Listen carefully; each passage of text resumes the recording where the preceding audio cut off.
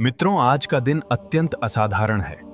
आज हम उनसे मिलने वाले हैं जो न मरे, न मर सकते हैं, जो त्रेता युग में थे, द्वापर युग में थे और आज इस कलयुग में भी हैं, जो आज भी इस धरती पर विचरण करते हैं, जो आज भी हिमालय की गुफाओं में तपस्यारत हैं, जो आज भी हर उस स्थान पर उपस्थित हैं जहां उनका नाम लिया जाता है। उन्हें वानर कहा जाता है, परंतु वे वायु के पुत्र हैं। उन्हें सेवक कहा जाता है, परंतु वे स्वयं शिव के अंश हैं। उन्हें भक्त कहा जाता है, परंतु वे स्वयं एक देवता हैं।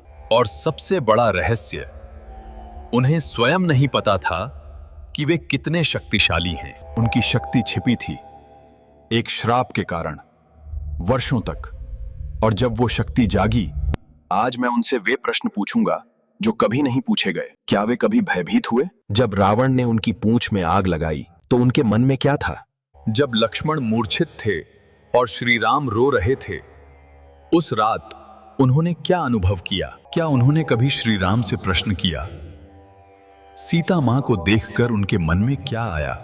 और वो रहस्य जो बहुत कम लोग जानते हैं, कि हनुमान जी ने एक बार श्री राम से भी युद्ध किया था। आपने सही सुना, हनुमान जी और श्री राम के बीच युद्ध। वो कथा भी आज सुनेंगे। तो मित्रों, तैयार हो जाइए, क्योंकि आज की वार्ता सामान्य नहीं है। आज इतिहास बोलेगा, क्योंकि आज हमारे मध्य विराजमान हैं वायुपुत्र, केसरी नंदन, महाबली, चिरंजीवी, जो आज भी जीवित हैं, श्री हनुमान जी महाराज।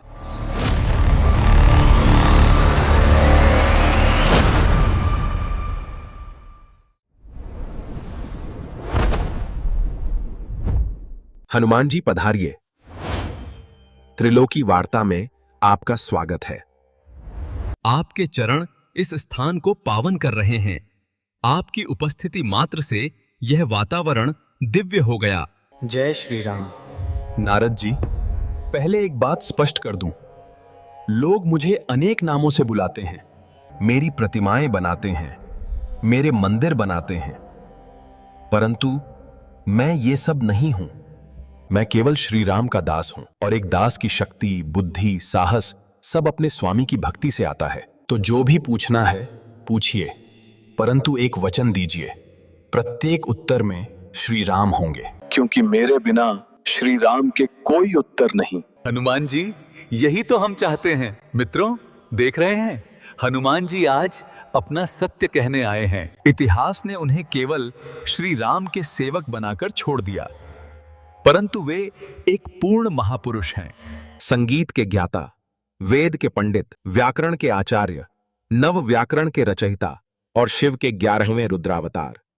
तो हनुमान जी, सर्वप्रथम यह बताइए, आप यहाँ कैसे पधारे? आप तो चिरंजीवी हैं, अभी भी पृथ्वी पर हैं। नारद जी, मुझे भगवान श्री राम ने स्वयं वरदान दिया था, हनुमान, जब तक इस पृथ्वी पर मेरा नाम है, तुम रहोगे। जहां जहां श्री राम कथा होती है, मैं वहां जाता हूं। जहां जहां भक्त संकट में होते हैं, मैं वहां जाता हूं। जहां जहां कोई सच्चे हृदय से मुझे पुकारता है, मैं वहां उपस्थित हो जाता हूं।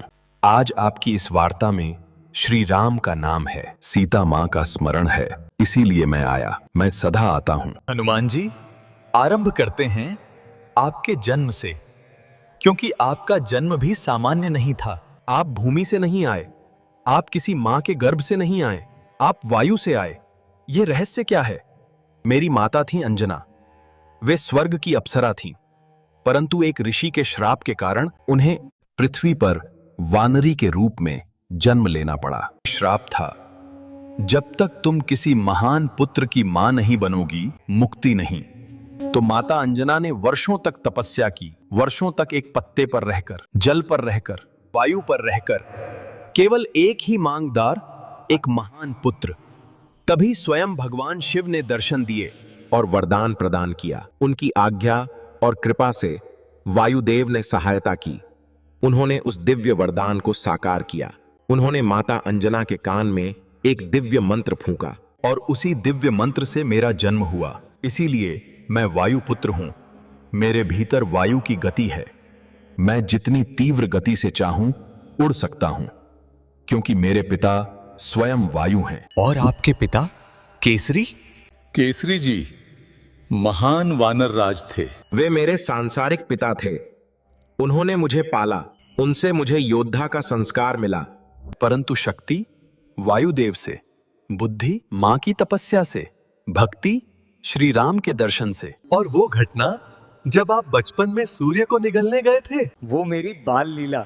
मैं उस समय केवल एक शिशु था। एक सुबह आकाश में एक बड़ा लाल चमकता हुआ गोला दिखा। मुझे बहुत भूख लगी थी। मैंने सोचा ये तो बहुत बड़ा रसीला फल है, और मैं उड़ गया सीधे सूर्यदेव की ओर। देवताओं में हलचल मच गई। सूर्यदेव भयभीत हो गए, इंद्रदेव घबरा गए। इंद्र ने अपना वज्र चलाया, मेरी ठुड्डी पर लगा। मैं नीचे गिरा, बेहोश हो गया। और तब वायुदेव क्रोधित हुए। उन्होंने समस्त ब्रह्मांड की वायु रोक ली। एक पल में समस्त प्राणीगार, देव, मनुष्य, यक्ष, गंधर्व सब श्वास नहीं ले पा रहे थे। तब ब्रह्मा जी स्वयं आए, वायुदेव को शांत किया, और मुझे जगाने के लिए सभी देवताओं ने मुझे वरदान दिए। कौन कौन से वरदान मिले? सुनिए नारद जी, ब्रह्मा जी ने कहा तुम्हें ब्रह्मास्त्र नहीं बांध सकेगा। केवल बांधेगा पर हानि नहीं पहुंचाएगा। इंद्रदेव ने कहा मेरे वज्र से तुम्हें चोट नहीं लगेगी, और तुम्हारी ठुड्डी सदा वज्र की तरह कठोर रहेगी। इसीलिए मेरा नाम पड़ा हनुमान। सूर्यदेव ने कहा मैं तुम्हें अपने तेज का 100वां भाग दूंगा, और मेरे पास जो ज्ञान है वो तुम्हें सिखाऊंगा। यमराज ने कहा मेरा दंड तुम्हें नहीं छू सकता, तुम चिरंजीवी रहोगे। वरुण देव ने कहा जल से तुम्हें कभी भय नहीं। अग्निदेव ने कहा अग्नि तुम्हें नहीं जलाएगी। विश्वकर्मा ने कहा किसी भी अस्त्र शस्त्र से तुम अवध्य रहोगे। सातों देवताओं ने मुझे वरदान दिए। परंतु मैंने कभी उन वरदानों का घमंड नहीं किया, क्योंकि ये वरदान मेरे नहीं हैं। ये श्री राम के काम के लिए हैं। जिस दिन श्री राम का काम नहीं, उस दिन इन वरदानों का कोई अर्थ। हनुमान जी, एक बात जो बहुत कम लोग जानते हैं, आपको बचपन में एक श्राप मिला था अपनी ही शक्ति भूल जाने का। ये कथा क्या है? हाँ, ये सत्य है, और ये मेरे जीवन का सबसे बड़ा रहस्य है। बचपन में मैं अत्यंत शरारती था। मुझे अपनी शक्ति का भान था। उड़ सकता था, पर्वत हिला सकता था, देवताओं को परेशान कर सकता था। मैंने यही किया। मैं ऋषि मुनियों के आश्रमों में जाता, उनके कमंडल उठा लेता, उनके वस्त्र छुपा देता, उनकी तपस्या भंग कर देता। ऋषि मुनि बहुत परेशान हो गए। एक दिन अनेक ऋषियों ने मिलकर मुझे श्राप दिया, हे बालक, तुम अपनी शक्ति का उपयोग हल्के में कर रहे हो, इसलिए तुम अपनी शक्ति को भूल जाओगे। जब तक कोई तुम्हें याद नहीं दिलाएगा, हाँ, तुम नहीं जान पाओगे कि तुम कितने शक्तिशाली हो। और ऐसा ही हुआ। वो श्राप लग गया। धीरे धीरे मुझे अपनी शक्ति का स्मरण नहीं रहा। मैं साधारण वानर की तरह जीने लगा, किष्किंधा में, सुग्रीव की सेवा में। मुझे याद भी नहीं था कि मैंने कभी सूर्य को निगलने का प्रयास किया था वर्षों तक, और यही ईश्वर की लीला थी। यदि मुझे अपनी शक्ति का भान होता तो मैं अहंकारी हो जाता। तो ईश्वर ने वो श्राप को निमित्त बनाया, ताकि जब श्री राम से भेंट हो तब शक्ति जागे। भक्ति के रूप में, विनम्रता के रूप में। श्राप भी ईश्वर की कृपा थी। तो शक्ति छिपी रही श्री राम से मिलने तक। हाँ। और जब श्री राम से भेंट हुई नारद जी, वो क्षण श्री राम और लक्ष्मण वन में सीता मां को खोज रहे थे। सुग्रीव ने मुझे भेजा, जाओ देखो कौन है ये दोनों, उनकी परीक्षा लो। मैं ब्राह्मण का वेश धारण कर गया, और जैसे ही मैंने श्री राम को देखा, नारद जी, मैं शब्दों में नहीं बता सकता। जैसे कोई बीज था मेरे हृदय में, जो सदा से था, जो अनेक जन्मों से था, और श्री राम को देखते ही वो बीज खिल गया। जैसे युगों की प्यास एक पल में बुझ गई। जैसे मैं इसी के लिए जन्मा था, केवल इस एक पल के लिए था। श्री राम ने मेरी ओर देखा और मुस्कुराए। बस उस मुस्कान में मैं समर्पित हो गया। इस जन्म में, अगले जन्म में, हर जन्म में। और फिर आपने श्री राम और सुग्रीव की मित्रता कराई। हाँ, ये मेरा प्रथम कार्य था। सुग्रीव और उनके बड़े भाई बाली के बीच वर्षों से शत्रुता थी। बाली ने सुग्रीव को राज्य से निकाल दिया था, उनकी पत्नी को ले लिया था। सुग्रीव ऋष्यमुख पर्वत पर रहते थे। मैंने श्री राम से सुग्रीव की मित्रता कराई। श्री राम ने बाली का वध किया, सुग्रीव को राज्य वापस दिलाया। परंतु नारद जी, एक बात जिसके बारे में लोग कम जानते हैं, जब श्री राम ने बाली को मारा तो बाली ने मृत्यु से पहले श्री राम से प्रश्न किया। आपने मुझे पीछे से बाण मारा, ये तो धर्म नहीं।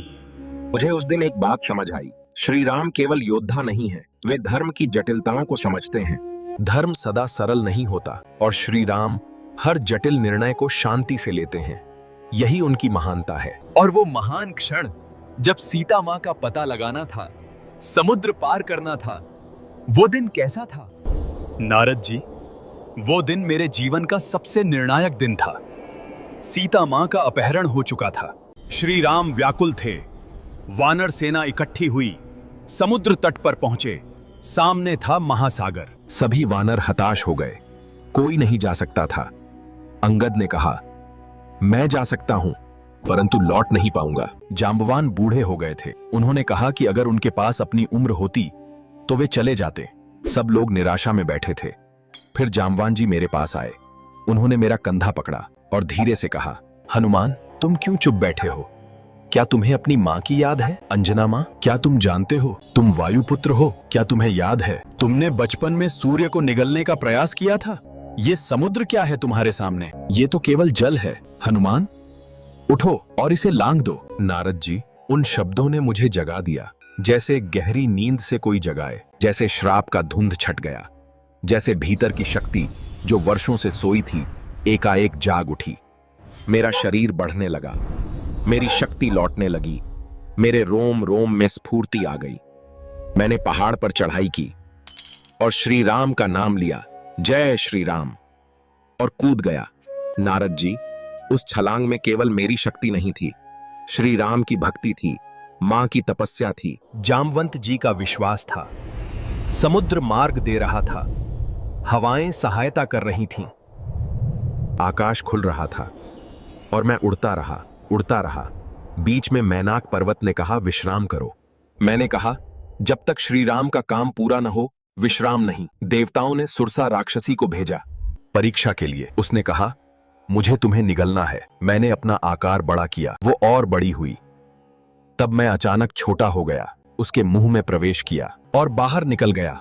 परीक्षा उत्तीर्ण। और फिर लंका दिखी। और लंका में क्या हुआ? सीता माँ को देखा? नारद जी, लंका में प्रवेश करना सरल नहीं था। सोने की नगरी, विशाल, भव्य, अद्भुत, परंतु उस सुंदरता में एक भयानक अहंकार था। मैं छोटा रूप धारण कर लंका में घुसा। रात थी, राक्षस पहरा दे रहे थे। मैंने अशोक वाटिका खोजी और वहां एक दुर्बल नारी दिखी। सफेद वस्त्र, सूखे बाल, आंखों में दर्द, लेकिन चेहरे पर अद्भुत दिव्यता, अटूट धैर्य। नारद जी, उस क्षण में समझ गया, सीता मां कमजोर नहीं हैं, वे टूटी नहीं हैं, वे अपनी मर्यादा के साथ अड़िग हैं। मैंने श्री राम की अंगूठी नीचे गिराई, मां को देखा, रोने लगी। वो आंसू देखकर मेरा दिल टूट गया। मां ने पूछा, श्री राम ठीक हैं? मां, श्री राम पूर्णतः ठीक हैं। पहला प्रश्न श्री राम के बारे में था, अपने बारे में नहीं। नारद जी, उस पल में समझ गया प्रेम क्या होता है, जब कष्ट में भी सबसे पहले प्रिय की चिंता। मैंने सब बताया, श्री राम की व्यथा बताई, श्री राम का प्रेम बताया। मां की आंखों में एक दृढ़ता आई। उन्होंने कहा, हनुमान, श्री राम को कह देना मैं ठीक हूं, मैं प्रतीक्षा करूंगी। बस 11 महीने की कैद में, और उनका संदेश था, मैं ठीक हूं, मैं प्रतीक्षा करूंगी। यही सीता मां की शक्ति है। और आपने उन्हें साथ ले जाने का प्रस्ताव रखा? हाँ, मैंने कहा, मां, मां, चलिए, मैं अभी आपको श्री राम के पास पहुंचाता हूं। नहीं हनुमान, यदि मैं तुम्हारे साथ गई तो लोग कहेंगे कि सीता एक वानर के हाथों छुड़ाई गई। रावण का अहंकार श्री राम के हाथों चूर होना चाहिए। श्री राम को स्वयं आना होगा, युद्ध करना होगा, विजय प्राप्त करनी होगी, तभी धर्म की स्थापना होगी। मां सीता ने अपनी मुक्ति से बड़ा धर्म को रखा। मैंने उनके चरण छुए और मन में सोचा, मां, आप अबला नहीं हैं, आप तो सबसे बड़ी शक्ति हैं। और रावण से भेंट? उसने आपको पकड़ा? मैंने लंका में थोड़ी व्यवस्था की, अशोक वाटिका के फल खाए, पेड़ तोड़े, राक्षसों को मारा। अक्षय कुमार रावण का पुत्र, वो भी मारा गया। तब मेघनाद आया, रावण का महान पुत्र, उसने ब्रह्मास्त्र का उपयोग किया। नारद जी, ब्रह्मास्त्र मुझे हानि नहीं पहुंचा सकता था, परंतु मैंने सोचा यदि मैं बंध गया तो रावण के दरबार तक पहुंचूंगा और रावण से सीधे बात कर सकूंगा, शायद उसे समझा सकूं। इसलिए मैंने स्वयं को बंधने दिया। रावण के दरबार में पहुंचा। नारद जी रावण को देखकर मेरे मन में आश्चर्य हुआ। वो सचमुच महान था। 10 सिर, 20 भुजाएं, चारों वेदों का ज्ञाता, महाशिव भक्त, नीति शास्त्र का विशेषज्ञ, परंतु उसकी आंखों में एक अंधकार था, अहंकार का अंधकार। मैंने उसे समझाने का प्रयास किया, रावण, सीता मां को लौटा दो, श्री राम से युद्ध मत करो, अभी भी समय है। परंतु वो नहीं माना। रावण ने आदेश दिया, इसकी पूंछ में आग लगाओ। राक्षस तेल लाए, वे कपड़ा लाए, उन्होंने मेरी पूंछ लपेटी। रावण, तुमने स्वयं लंका जलाने का साधन मुझे दे दिया। परंतु एक पल, एक छोटा सा पल मेरे मन में चिंता हुई, सीता मां, कहीं लंका जलाते जलाते मां को कष्ट न हो। मैंने प्रार्थना की, हे वायुदेव, हे अग्निदेव, मां सीता की अशोक वाटिका को बचाना। सोने की लंका जलने लगी। जिस लंका पर रावण को इतना गर्व था वो धू धू जल रही थी और अशोक वाटिका सुरक्षित रही। मां को एक भी कष्ट नहीं हुआ। भक्त की प्रार्थना ईश्वर सुनते हैं। हनुमान जी वो रात, लक्ष्मण जी मूर्छित थे, श्री राम रो रहे थे और आपको संजीवनी लेने जाना था। वो रात आपके लिए कैसी थी? नारद जी वो रात मेघनाद की शक्ति से लक्ष्मण जी गिरे, वे मूर्छित हो गए। वैद्य सुषेण को लाया गया। उन्होंने कहा, हिमालय पर द्रोणाचल पर्वत है, वहां संजीवनी बूटी है, यदि सूर्योदय से पहले न आई तो लक्ष्मण जी नहीं बचेंगे। और तब मैंने श्री राम की ओर देखा। नारद जी, जो श्री राम सदा शांत रहते हैं, जिन्हें मैंने कभी विचलित नहीं देखा, जो हर कठिनाई में मुस्कुराते हैं, वे रो रहे थे। लक्ष्मण का सिर अपनी गोद में रखे। लक्ष्मण, लक्ष्मण! नारद जी, उस क्षण मेरा हृदय चूर हो गया। मैंने देखा, श्री राम के लिए राज्य नहीं है, सिंहासन नहीं है, विजय नहीं है। श्री राम के लिए लक्ष्मण हैं, सीता मां हैं, बस। और वे दोनों इस युद्ध में पीड़ित थे। उस पल मैंने प्रण लिया, चाहे कुछ भी हो, चाहे मेरे प्राण भी जाएं, संजीवनी आएगी। श्री राम के अश्रु मैं नहीं देख सकता। मैंने श्री राम को प्रणाम किया और उड़ गया। रास्ते में कालनेमी राक्षस आया। साधु का वेश धारण कर उसने मुझे एक तालाब के पास ले गया। कहा, वहां जाओ, संजीवनी का संकेत मिलेगा। मैं समझ गया, ये छल है। उस तालाब में एक मगरमच्छ था जो वास्तव में एक अप्सरा थी। मैंने उसे मुक्त किया और कालनेमी का वध किया। फिर द्रोणाचल पर्वत पर पहुंचा। परंतु नारद जी, इतने वृक्ष, इतनी जड़ियां, संजीवनी कौन सी है? और समय कम था। मैंने एक पल सोचा और तब मुझे श्री राम का चेहरा दिखा, आंसुओं से भरा। मैंने सोचा, पर्वत ही ले चलता हूं। मैंने द्रोणाचल पर्वत उठाया, पूरा पर्वत अपने हाथों में, और उड़ा। बीच में अयोध्या से गुजरा। भरत ने देखा, रात में एक विशाल प्राणी पर्वत लिए उड़ रहा है। उन्होंने बाण चलाया, मैं गिरा। भरत को जब पता चला वे दुखी हुए। उन्होंने मुझे उठाया और कहा, हनुमान, मेरे बाण से उड़ो, मैं तुम्हें शक्ति देता हूं। और मैं भरत के बाण पर बैठकर उड़ा और समय से पहले लंका पहुंचा। जब लक्ष्मण जी उठे, श्री राम ने मुझे गले लगाया। नारद जी, उस आलिंगन के लिए मैं सब कुछ करूंगा, हर बार, हर युग में। हनुमान जी, अब वो बात जो बहुत कम लोग जानते हैं, जो इतिहास में छिपी है। क्या यह सत्य है कि एक बार आपका और श्री राम का युद्ध हुआ था? हाँ नारद जी, ये सत्य है और ये कथा बहुत कम लोग जानते हैं। ये घटना श्री राम के राज्यकाल की है। एक बार राजा यवनराज विश्वामित्र जी के पास आए। उन्होंने विश्वामित्र जी से मांग की, मुझे एक यजमान दीजिए जो कल सूर्योदय से पहले एक राजकुमार को मृत्युदंड दे। विश्वामित्र जी ने श्री राम से कहा, श्री राम, तुम्हें यह काम करना होगा। श्री राम ने स्वीकार किया, परंतु वो राजकुमार, वो भी किसी और के यहाँ शरण मांग चुका था और उसने शरण मांगी थी हनुमान से। जब कोई शरण मांगे तो मैं मना नहीं कर सकता, ये मेरा धर्म है। तो मैंने उस राजकुमार को शरण दी। और फिर श्री राम सामने आए अपना धनुष लेकर। नारद जी, एक और श्री राम, दूसरी ओर मेरे शरणार्थी। मैं क्या करूं? यदि श्री राम से युद्ध करूं तो भक्ति का क्या? यदि शरणार्थी को छोड़ दूं तो धर्म का क्या? मैंने एक उपाय निकाला। मैं श्री राम के सामने खड़ा हो गया और श्री राम का नाम जपने लगा। श्री राम, श्री राम, श्री राम, ने बाण चलाया, मैं राम का नाम जपता रहा। नारद जी, श्री राम के बाण श्री राम का नाम जपने वाले को नहीं लग सकते। बाण मुझ तक पहुंचकर निष्प्रभाव हो गया। श्री राम मुस्कुराए। उन्होंने अपना धनुष रखा और कहा, हनुमान, तुमने धर्म की रक्षा की। नारद जी, उस दिन मैं समझा श्री राम परीक्षा लेते हैं। वे जानते थे मेरा धर्म क्या है। वे देखना चाहते थे संकट में मैं क्या करूंगा, और मेरा उत्तर था श्री राम का नाम। संकट में श्री राम का नाम यही सबसे बड़ा अस्त्र है। और अयोध्या लौटने पर जब सीता माँ ने आपको हार दिया। नारद जी, ये मेरी प्रिय कथा है। जब श्री राम राजा बने, सभी को पुरस्कार मिले, वानरों को, सुग्रीव को, सभी को।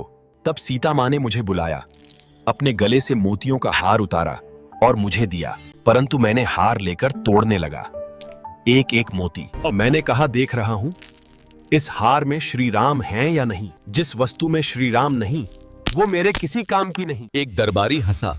उसने कहा, अच्छा, तो तुम्हारे हृदय में श्री राम हैं? वो तो दिखता नहीं। मैंने एक पल देखा और अपनी छाती पर हाथ रखा और चीर दी। नारद जी, वहां मेरे हृदय में श्री राम विराजमान थे, सीता मां विराजमान थीं। सभा में सन्नाटा, सब देख रहे थे। श्री राम की आंखें भर आईं।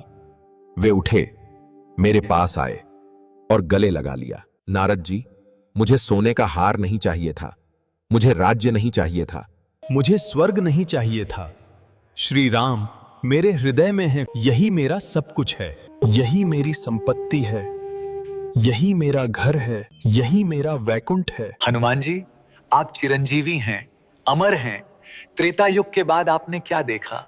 इतने युगों में क्या अनुभव हुआ? नारद जी, इतने युग बीत गए, मैंने द्वापर देखा। एक बार भीम मिले, अत्यंत शक्तिशाली, अत्यंत अहंकारी। वे एक वन में गए। वहां एक वृद्ध वानर रास्ते में लेटा था। भीम ने कहा, हटो, मैं भीम हूं। वृद्ध वानर मैं था। मैंने कहा, मैं वृद्ध हूं, उठ नहीं सकता। यदि जाना है तो मेरी पूंछ हटाकर जाओ। भीम ने पूंछ उठाने का प्रयास किया, हिली नहीं। पूरा बल लगाया, हिली नहीं। भीम का अहंकार चूर हो गया। उन्होंने प्रणाम किया। मैंने अपना असली रूप दिखाया और कहा, भीम, शक्ति बड़ी वस्तु है, परंतु विनम्रता उससे बड़ी है। फिर महाभारत का युद्ध आया। मैं अर्जुन के रथ के ध्वज पर बैठा। वो युद्ध देखा, वो विनाश देखा। 18 दिन, 18 अक्षौहिणी सेना, और फिर कलयुग आया। नारद जी, कलयुग में मैंने बहुत कुछ देखा। मनुष्य बदला, समय बदला। श्री राम के नाम पर अनेक विवाद हुए, परंतु एक बात नहीं बदली। जब भी कोई सच्चे हृदय से श्री राम का नाम लेता है, उसके पास मैं होता हूँ। उसके पास मैं होता हूँ, दिखता नहीं परंतु होता हूँ। जब कोई रात को अकेला रोता है, जब कोई भयभीत होता है, जब कोई हार जाता है और उस क्षण कहता है हनुमान, मैं वहां होता हूँ, अदृश्य रूप में, परंतु होता हूँ। तो आप आज भी देख रहे हैं ये संसार? मैं हिमालय की गुफाओं में हूँ, जहां आज भी साधु श्री राम का नाम जपते हैं। मैं हर हनुमान मंदिर में हूँ, जहां हनुमान चालीसा पढ़ी जाती है। मैं हर उस हृदय में हूँ जहां श्री राम है। कलयुग कठिन है, मनुष्य थक जाता है, टूट जाता है, हार जाता है, परंतु एक बात याद रखना, जब सब छूट जाए, जब सब चले जाएं, जब रात सबसे गहरी हो, बस एक बार कहो, जय श्री राम। मैं हूं, मैं था, मैं रहूंगा। जय श्री राम। मित्रों, आपने सुना हनुमान जी का सत्य। वे केवल वानर नहीं थे, वे केवल भक्त नहीं थे, वे एक रुद्रावतार थे जिन्होंने विनम्रता धारण की। एक महाज्ञानी थे जिन्होंने सेवा चुनी। एक अजेय योद्धा थे जिन्होंने अहंकार कभी नहीं किया। उन्होंने असंभव को संभव किया। उन्होंने भक्ति को परिभाषित किया। उन्होंने सिद्ध किया, शक्ति से बड़ी भक्ति है। हनुमान जी, जो आज भी हैं, जो कभी नहीं गए, जो सदा रहेंगे, बस उन्हें पुकारो, वे आएंगे। जय बजरंग बली, जय पवन पुत्र हनुमान, जय श्री राम।